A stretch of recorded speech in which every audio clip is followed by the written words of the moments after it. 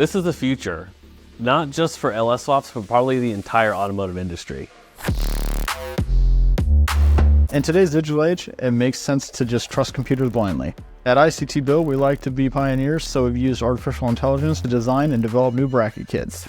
It is so easy to just pick an existing part and use the AI to make it even better. I'm kind of a car guy, but I don't know a lot about cars, so it's nice to know that the computer will just handle it.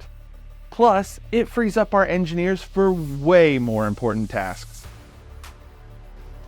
So how does this even go on? Yeah, I don't know.